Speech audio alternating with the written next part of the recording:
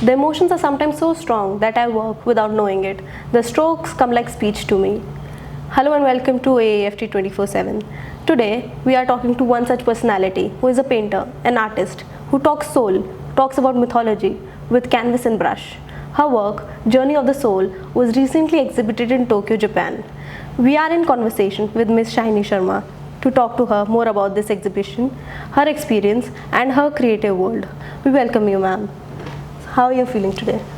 I'm good. And before we start discussing about your journey, tell us about your experience in the recent exhibition that was held in Japan, Tokyo.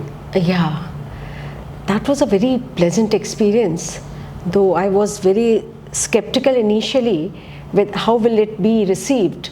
But the paintings, I feel very good that everybody could relate to it. People, whoever came in the exhibition, whether young or old, they saw the paintings and said, "It's my journey." So that was very satisfying.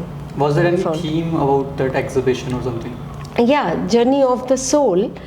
So it was not related to any religion, but the universe and the journey of every individual soul. You know, your journey is very personal.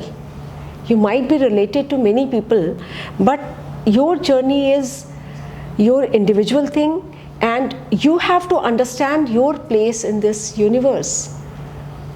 So somehow I try to depict that as much I can understand, as much I am getting to know. I try to explain everything through my brush strokes. So, ma'am, what are your aspirations for your work? Aspirations can be for business, but for paintings, it's just like my work should reach to more and more people, because my paintings, my work is my expression. So if it reaches more people, I get connected to more souls, more people, and that's how I make my place in this universe. So that, if you have to say some aspiration, that may be the aspiration, but yes, it's just my expression. Now, as you talked about the aspirations, Yes. what does being an artist mean to you? See, what I am, I am. You are saying I'm an artist, people perceive me as an artist. So I'm just myself. I couldn't be anything else. And being an artist is not a profession. It just explains a type of a person.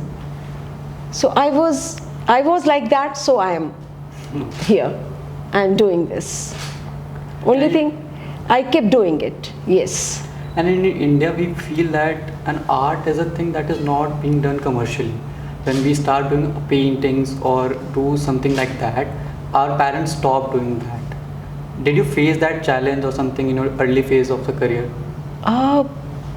I didn't face that challenge, but yes, art was never considered a career back in our days, and I never studied from that point of view.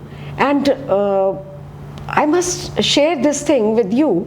I never took art as a subject. Maybe because of this reason, because I was a very good student. I was very good in studies, like a position holder in college and university and my district and all that. But that's why my aspiration was to become a go into civil services. So art, I never thought that I have to do something to become an artist. I always thought that I'm an artist. So, ma'am, how did you realize that you wanted to pursue this as full time? Yeah, see, I kept doing this only. I kept painting in my childhood, in school days. Since very early childhood, I kept painting. In my college days, with my profession, I taught for almost 15 years, and along with that, I kept painting and holding exhibitions. Then, with increasing responsibilities, I thought that I should not challenge myself, that I should utilize everything I know and since this is the call of my soul, so I should only focus to what pleases me the most. True. So I decided and left the profession, because you can't be doing justice to everything, and art is such a thing that you have to devote your whole life, all time. So I left job and started pursuing. Once I started pursuing it, so I must tell you, I never felt the need to go into any profession. It was very satisfying. It was very, in all respects, it was very giving. How do you approach a canvas? Like, do you know what you're going to paint, or does it come like it is already in your head, or it comes instinctively when you see the canvas? See, when I open my eyes in the morning, I know I have just get ready fast and sit in front of my work. I have to paint. I won't say the vision is clear or anything. I must tell you, I never sketch. I don't sketch. I just start the paint, and painting takes me through. I cannot even, I'll tell you, at times I feel I am possessed. I cannot even select my colors. Colors select me.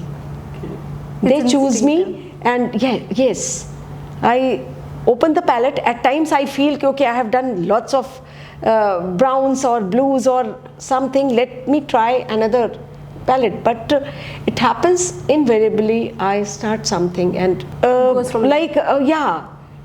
it becomes what it wants to become. So yes, I work hard, I do, but it's never planned. I cannot plan it. It's not in my hands. So do you feel your artistic vision, voice is different from other artists comparing to the life experience you have? If yes, do let us know how. See, I will not compare anyone else. Everybody have their own journey. But yes, as an artist, as a human being, I feel very enriched and very fortunate to be able to move to all the places in India as well as abroad. So I'm a traveler. I'm a traveler at heart. I keep traveling all over. So whatever I want to see, it is not only for pleasure. I want to know the place. I want to know the people. So I keep traveling, and this life, this army life, has given me a lot, because visiting some place is different, but I could make a home in all parts of India, even the remotest parts, and that has really given me so valuable experiences, so much insight, what I was looking for, because my paintings are a quest also. It's not just the expression what I know, but through it I put up my question also, I get my answers also while doing it. So this traveling has really given me a lot. Yes. Talking about army, yes. How was it collaborating with other wives, knowing that you share a special bond through art? With others, it's honored always. I get my share of lots of love and lots of extra respect and that admiration also, which at times I think every human needs. Mm-hmm. And there are friends who really admire my work. So that is also very good, very fulfilling. And then with them, I'm the same. They all are friends, so I never shy away from my responsibilities, because that is also my job as a human. I take when we are in this world. So when I talk, this Maya and the spiritual, everything is going on hand in hand. So what happens, this Maya is also our responsibility. Maya, you say, what is Maya? Maya is the dream of Vishnu while lying on the this Sheshnag. So that is the world and that is Maya. So all this is intertwined. This Maya only is the force which keeps running the world. So I have to fulfill my duties. I never shy away. I never take anything less seriously. It's all our job. As you said, you need to relocate multiple times due to being in the army. As an army brat, I also need to relocate a lot of times. Yeah. You said you get a lot of experience about the place, but Yes. is there any drawback or challenges do you face because of that? Yes. As an artist, you want to establish at one place wherever you travel, but you want your established corner, your studio or your small workplace where you can come back. But with army, life is very unpredictable. At times you are staying in big house surrounded by nature. At times you just get a basha. Basha, you know what is it? It's like made up of bamboo thatch and like plastered. It looks like a house. So, but temporary accommodations. So at some places, that is the accommodation available. So I have stayed there also. You don't have a extra space or special space for painting, but I could manage. Either under a tree or in a corner, or I would paint and then wind up my things and cover it with something. So I could manage. That was a challenge, but I think that is making me stronger every day. These challenges only make you stronger, and that is a lesson everybody needs to know. Life is not constant, not so simple, and it will not be the same always. You have to accept everything. That creativity and dedication let you go a long way, I feel. And also, like, you have painted a lot. I saw multiple canvas in the house. Is there any Yes. favorite painting you want to point out and the reason for that? I can't say. All are like, it's like asking which finger Okay. you like more. But yeah, there was one painting I was doing. I can only relate because it was way back, I think in 2007 or so. So I was feeling very low those days. I can't express why, but at times there are certain times in life when you feel really low, and I just had a respite that I could paint. So I just kept painting and painting. So again, it happened that time that I picked up other colors, some earthy tones and some reds and yellows, that it will elevate my mood. But it so happened I picked up all shades of blues, and at the max whites and a little black, and somehow so that painting, Celestial Ties, was close to my heart because it could express my feelings of that time. That actually tells me about that time of your life. That time of my life. And for quite some time I couldn't paint anything else. After that I painted lots of Celestial series, because then I realized that our lives are so much connected with the universe. You are not just yourself, not an individual complete in yourself. Yes, our souls are complete, or you can say, but still you are part of this powerful universe that makes you feel at times vulnerable also, ki not that everything is not in your hands, but at the same time it makes you stronger also, because the same elements which make up this strong universe, that only constitute you also. Now So I've seen the painting that is Celestial Ties, yeah. a photograph. Of Yes. But there are hands around. There's a circle and there are Yes. hands. What were you trying to say through that? They are, yes. That time I felt there are invisible hands, because not that you are pushing your life into some direction and it will take the same shape, because it's not always in your hands. So those invisible hands are showing the powers outside you, outside your control, which are handling your life or everybody's life. So that is the, I think, Like destiny? those not always destiny. When we say destiny, it just like narrows down the feeling. It's like for everything.